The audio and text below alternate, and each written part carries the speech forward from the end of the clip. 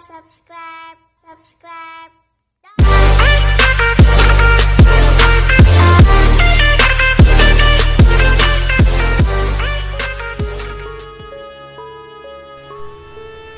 Cakraningrat III atau Pangeran Siding Kapal.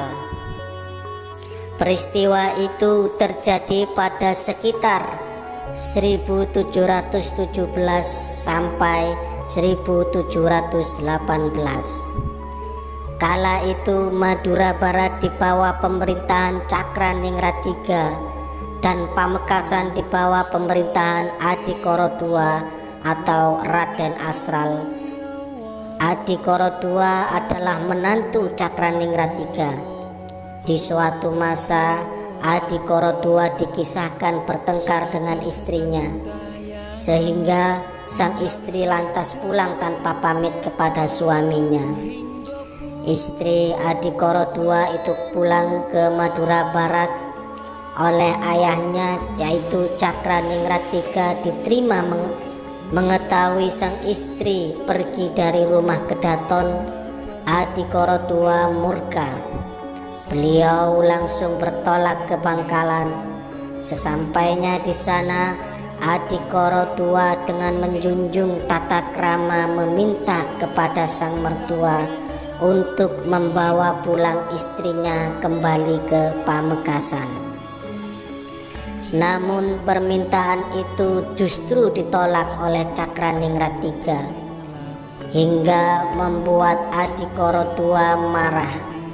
Namun ditahannya sambil langsung kembali ke Pamekasan. Sesampainya di Pamekasan, Adikara II langsung menyiapkan armada perang. Tujuannya satu, membawa paksa istrinya dan berperang dengan Cakraningrat III. Perang berbalut pemberontakan. Armada perang yang disiapkan Adikara II rupanya didengar oleh Cakraningrat III,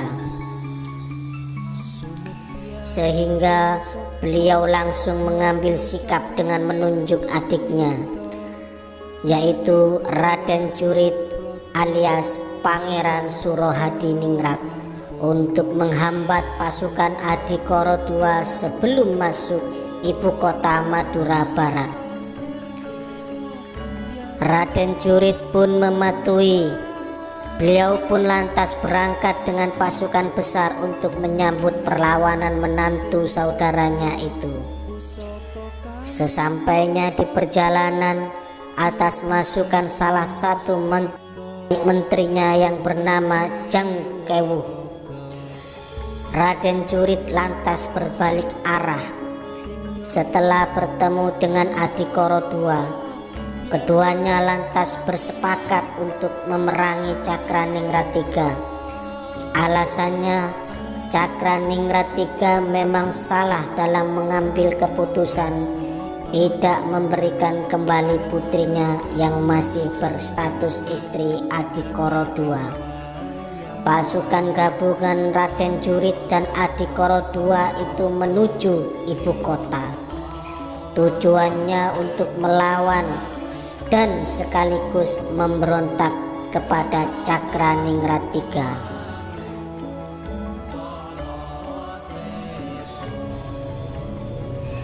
Dalam sejarah dan kisah-kisah terdahulu memang banyak disebutkan trik sekaligus intrik keji tentang pemberontakan Raden Jurit ini. Apalagi saat itu memang di tanah Jawa dan luar Jawa, Mataram sekaligus VOC disibukkan oleh perlawanan-perlawanan lokal, sehingga fitnah dan adu domba yang dimainkan VOC berpengaruh dalam penulisan sejarah.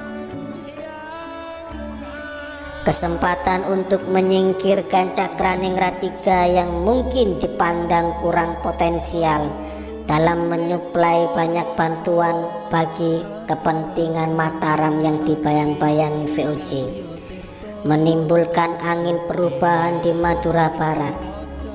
Cakraningrat III yang sadar jika dirinya dilawan menantu sekaligus adik kandungnya itu ternyata memilih menyingkir dari keraton dan mencari dukungan ke Surabaya sekaligus VOC.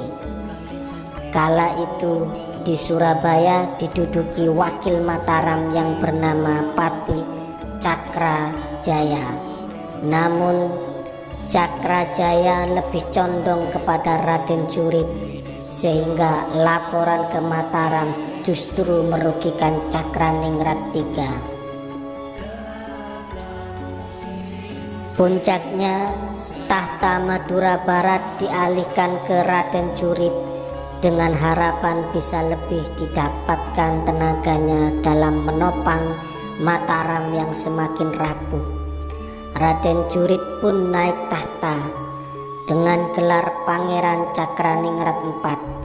Beliau memindahkan pusat pemerintahan dari Tonjong Sekar ke Sembilangan.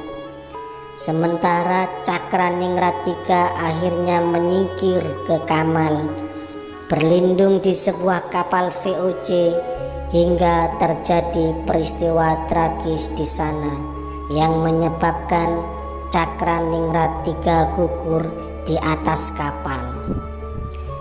Gugurnya Cakraningrat III ini disebut dengan Raden Sidingkapal. Itulah sepenggal kisah dari Cakraningrat III. Terima kasih.